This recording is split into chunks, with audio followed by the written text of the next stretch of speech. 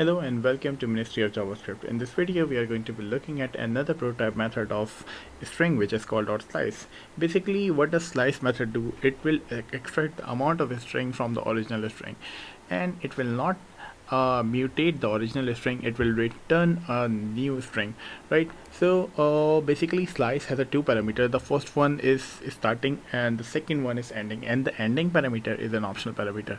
So if I come over here, and what I want is I want the data from 0 index to 8 index, right?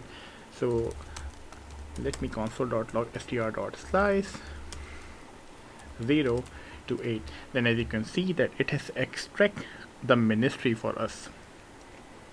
If you will not assign the second parameter, second argument, then what it will do, it will start the slicing part from the value you are assigning into the starting parameter. For example, if I write 1, then it will start from the 1 index. As you can see that it has skip m.